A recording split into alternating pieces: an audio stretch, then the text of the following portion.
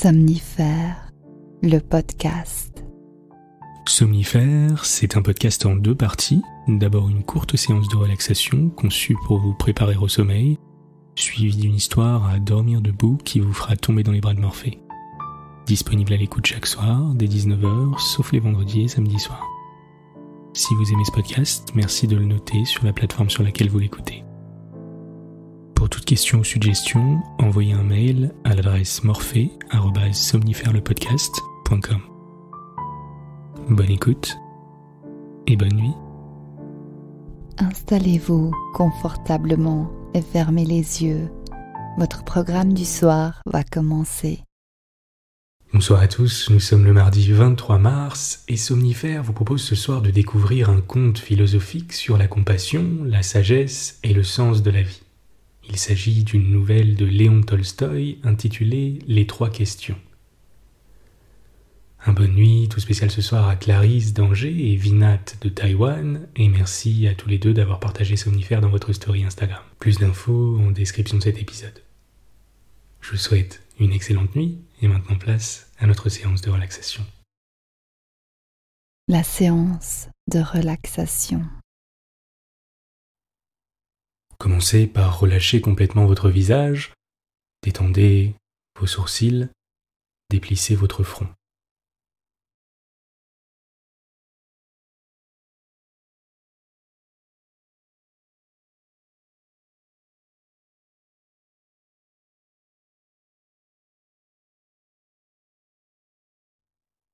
Prenez quelques instants pour détendre tous les muscles de votre visage.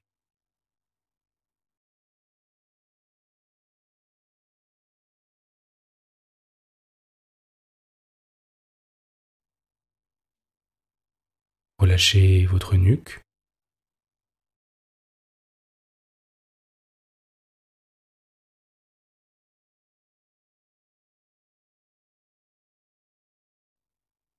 Votre dos.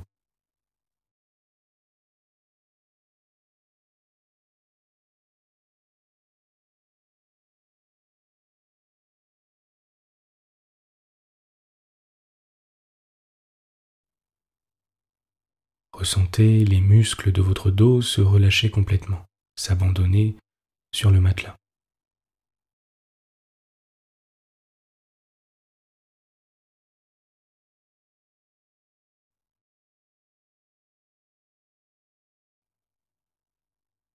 Vos bras et vos mains sont confortablement posés sur le matelas, calmes et détendus.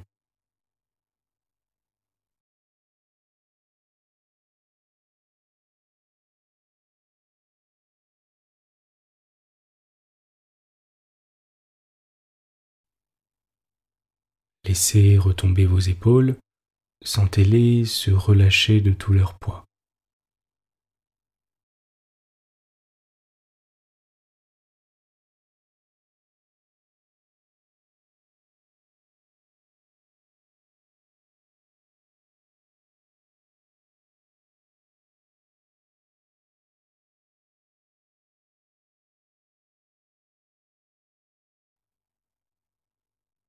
Prenez une grande inspiration par le nez et expirez par la bouche à votre rythme.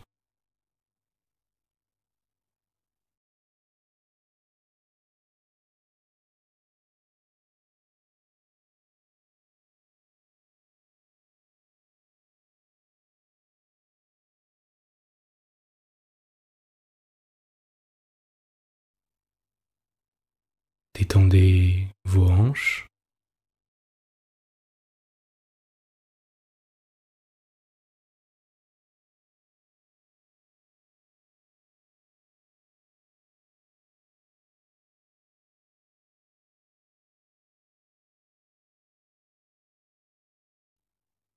vos cuisses,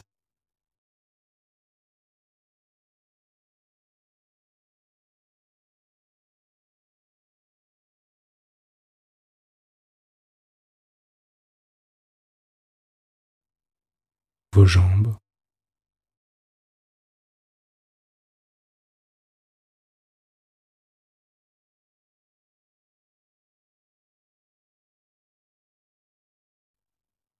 vos pieds.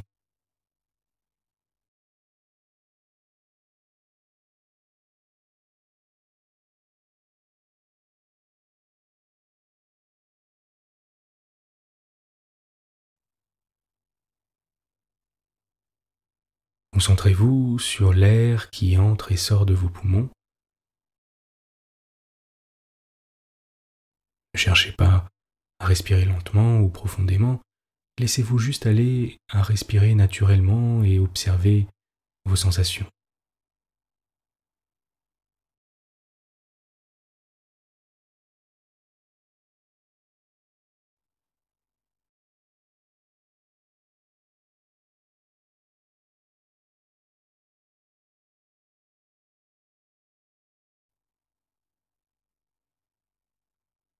Imaginez que toute la tension accumulée au cours de la journée s'évacue par vos extrémités, par vos doigts et vos orteils alors que vous expirez.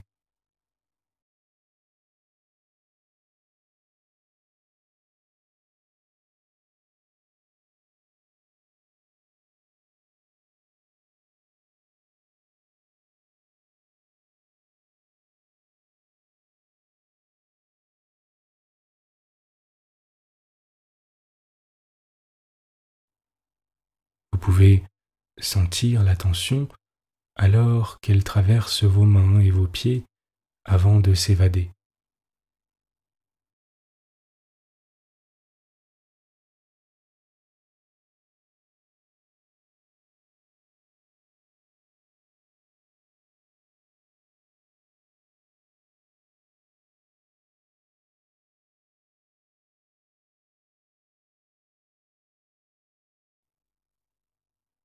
Vous vous sentez de plus en plus calme et reposé.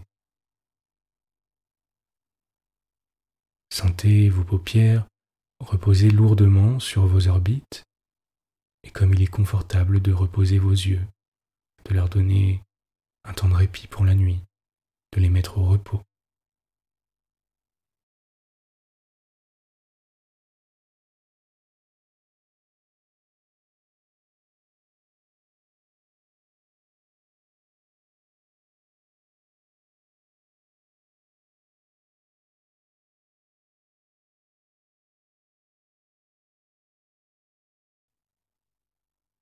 Détendez votre mâchoire,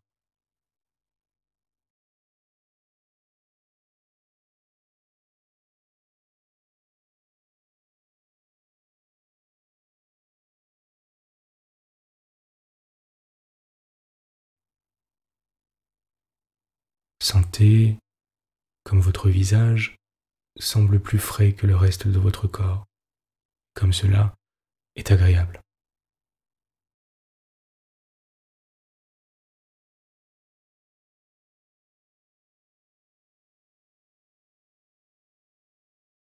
Alors que vous inspirez, vous sentez le calme et la sérénité s'installer, et à chaque expire, vous sentez les tensions quitter votre corps et s'évacuer.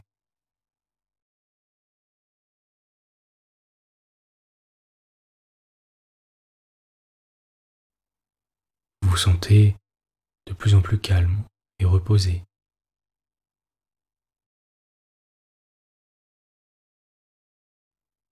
Laissez votre esprit s'égarer,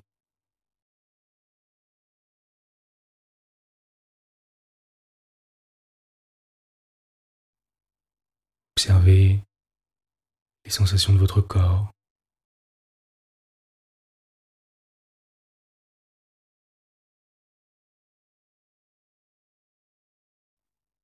observez votre respiration.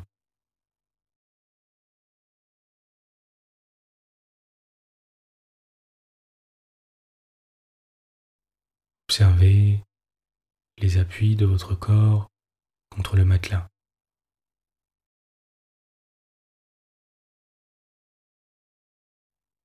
Observez comme il est agréable d'être simplement dans l'instant présent, de ne rien attendre.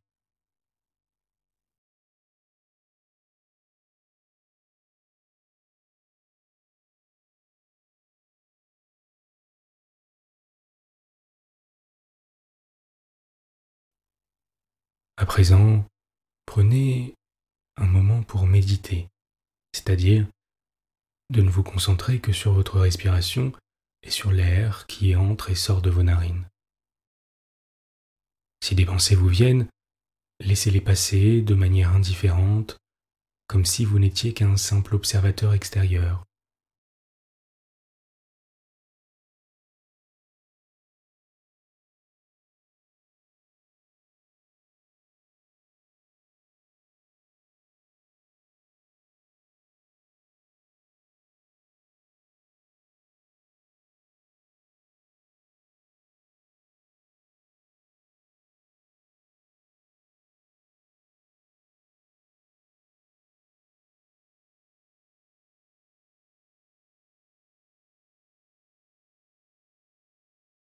Et recentrez votre attention sur votre respiration, sur la température de l'air, sur les sensations que l'air vous procure en se frottant aux parois internes de vos narines, alors qu'un bien-être vous envahit.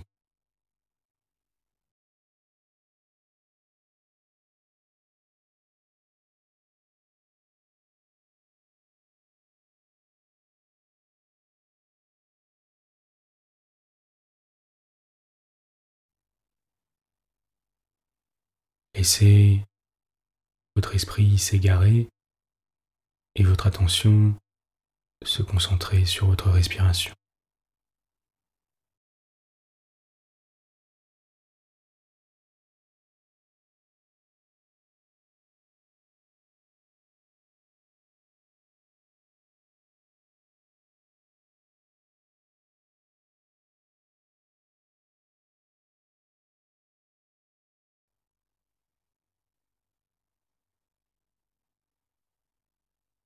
Vous êtes calme et détendu.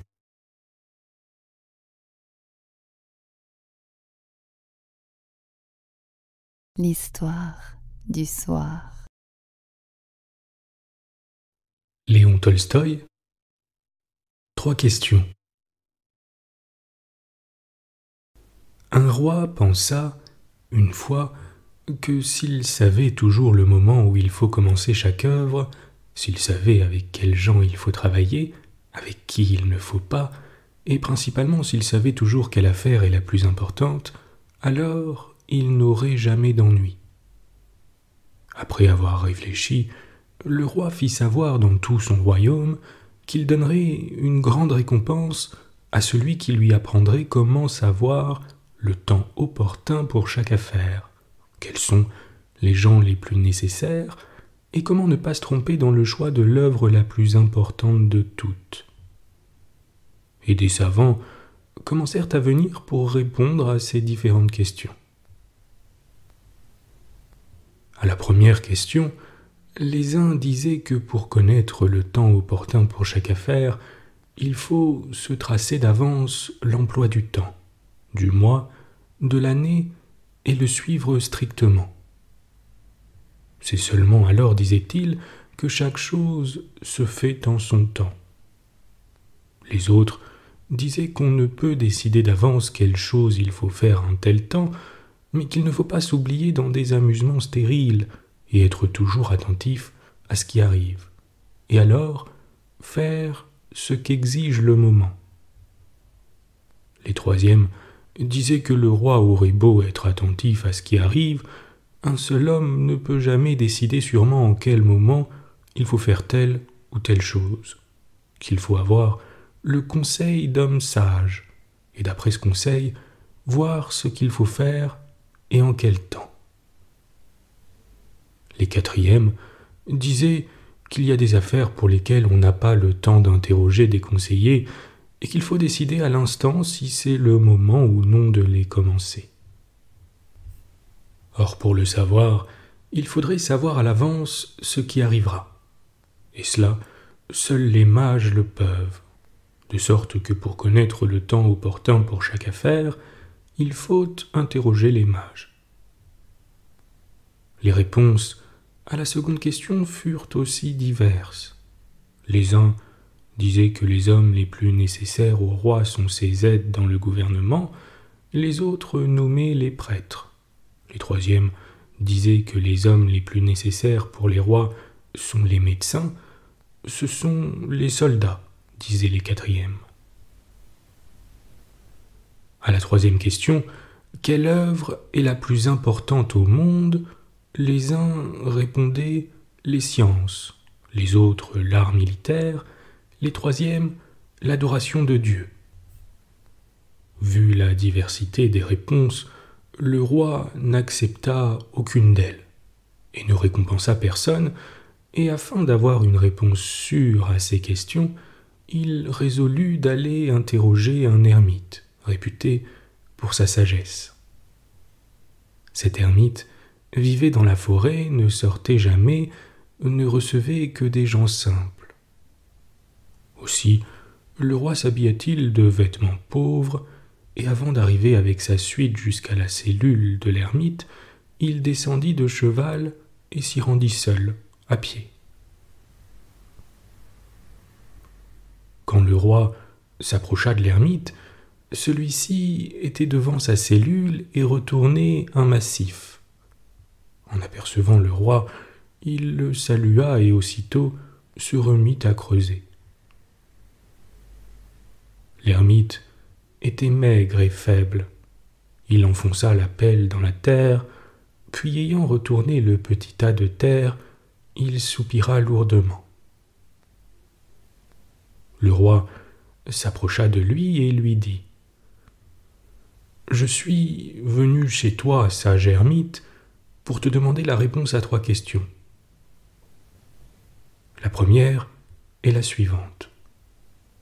Quel temps faut-il connaître et ne pas laisser échapper pour ne pas s'en repentir après? La seconde est la suivante. Quels sont les gens les plus nécessaires et avec qui faut-il travailler plus et avec qui moins? Enfin, la troisième question est la suivante. Quelles sont les œuvres les plus importantes et par conséquent, laquelle faut-il faire avant toutes les autres? L'ermite écouta le roi et ne répondit rien. Il cracha dans ses mains et de nouveau se mit à remuer la terre. « Tu es fatigué, dit le roi. Donne-moi la pelle, je travaillerai pour toi. » « Merci, dit l'ermite, et lui donnant la pelle, il s'assit sur le sol. Après avoir retourné 2 massifs, le roi s'arrêta et répéta ses questions. L'ermite ne répondit rien, se leva et tendit les mains vers la pelle. « Maintenant, repose-toi, et moi je travaillerai, dit-il. Mais le roi ne lui donna pas la pelle et continua à creuser. 1 heure s'écoulait après l'autre, le soleil commençait déjà à se coucher derrière les arbres. Le roi, enfonçant la pelle dans la terre, dit « Je suis venu chez toi, homme sage, pour chercher la réponse à mes questions. Si tu ne peux me répondre, dis-le-moi, je m'en irai. » « Attends, vois, quelqu'un court ici. Regarde qui, » dit l'ermite. Le roi se retourna et vit que dans la forêt, en effet, accourait un homme barbu. Cet homme tenait les mains contre son ventre, au-dessous des mains, le sang coulait. Quand il fut arrivé près du roi, l'homme barbu tomba à terre et, sans remuer, gémit faiblement. Le roi, aidé de l'ermite, ouvrit l'habit de cet homme. Il avait au ventre une large blessure.